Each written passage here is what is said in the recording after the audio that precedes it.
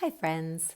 Jaime Kalman Chipko here with Inspired Healing and Awareness, and just wanted to share a little Jamie magic with you today. So, I just did an awesome video, but it was 12 minutes long, and it was so full of great information. And unfortunately, my microphone was rubbing against my turtleneck the entire time. So, all these great nuggets of wisdom were just like being laid over top of the most annoying, like scratching sound. So, unfortunately, I might just share that video at another time for any of you that want to deal with a little bit of background noise and get those good nuggets. But this gave me the opportunity to try again and actually make it shorter. So, that way you don't have to give me 12 minutes of your time. I'm going to try to get it in under 5. So, okay, let's create that possibility, Jamie. So, I wanted to share with you this concept that I have been thinking about a lot over the weekend because I took a weekend workshop with my parenting therapist. Her name is Barbara Olinger, and she is a advocate for parents and children, and she teaches conscious parenting and really just how to show up for your child as a loving, powerful, nurturing force in their life, also allowing them to be who they are in the world with as little judgment as possible, but still having good, clear boundaries, right? And anyway, I just love her teachings, and she's been a huge resource for me, especially during these 11 months of the pandemic, because self care and time to myself was like non existent. So, my hour long, every other week therapy session with Barbara has been incredible because it really helps me reset my nervous system, gives me some really great tips and tools that I can use to be my best self with my child, even under such incredibly challenging circumstances. And also, my work with her has given me permission to not be my best self, to really allow myself to show up where I am today with the resources and the capabilities that I have at that moment and be forgiving of myself, right? So it's not about spiritually bypassing the challenges, it's about allowing yourself to meet yourself where you are with your challenges and then be willing to feel those feelings and forgive those feelings and forgive yourself. And then you have a really comfortable baseline from which you can start to show up more powerfully, more consciously, be more effective and decisive. So I wanted to share with you this concept that we talked about in the workshop that we did together over the weekend. And the topic was parenting in a pandemic. And one of the things that we discussed was this idea of allowing. So, allowing is the opposite of control, is what Barbara Olinger said in this workshop. And I really loved this concept, and I wanted to share it with you today because I loved the term allowing or to allow instead of letting go. For me, the concept of letting go is really powerful, but I typically have a certain amount of internal resistance to it because letting go feels like something that I am doing, feels very active. It feels like I'm letting go of control. It feels like I'm giving up responsibility.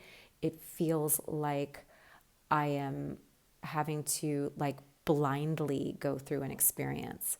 Whereas allowing,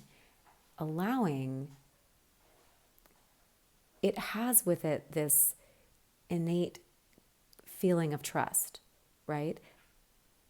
Trust in the process, trust in the situation, inherently being okay or safe, even having trust in another person's ability to make good choices, be competent, be safe, be okay.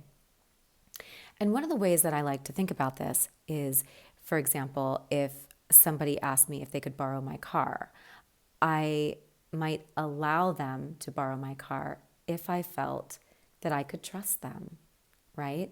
Then I would allow it.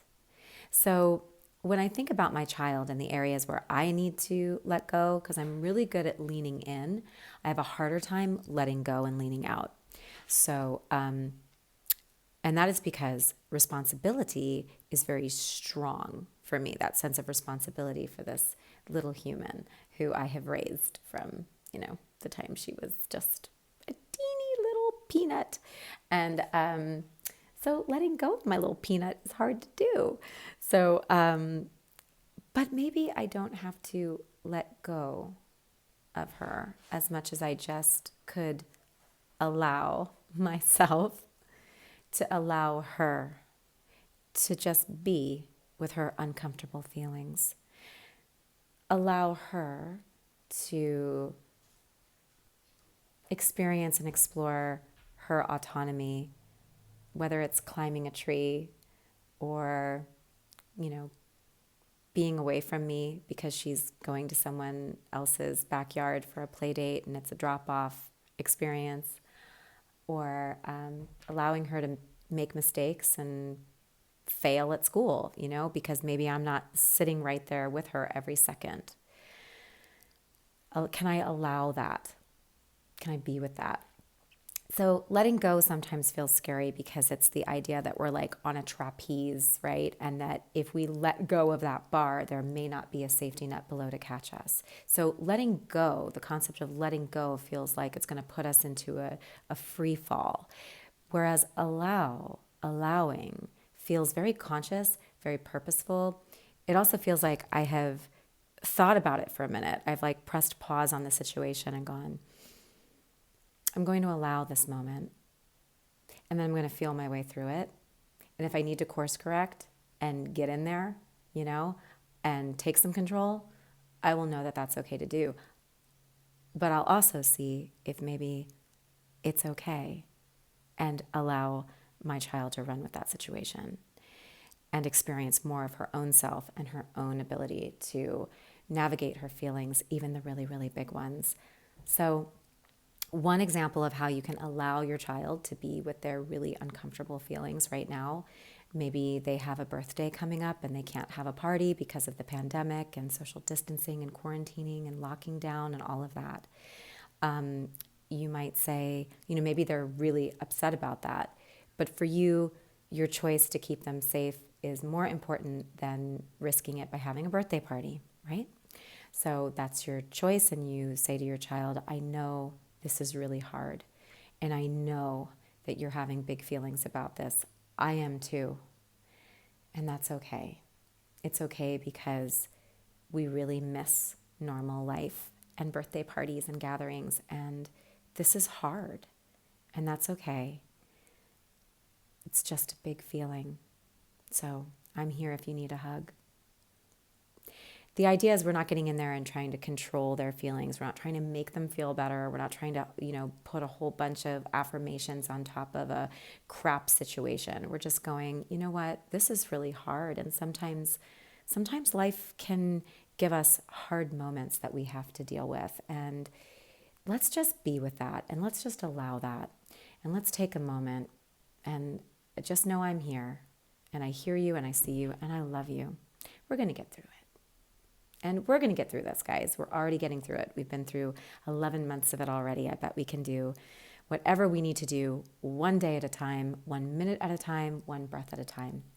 So I'm going to leave you with that. And I just wish you a wonderful day. I'm going to practice allowing, right? Letting go of some of that control, letting go of some of that, need to be perfect. I'm going to keep letting go of that today and allowing and learning. So I wish you lots of luck with this as well.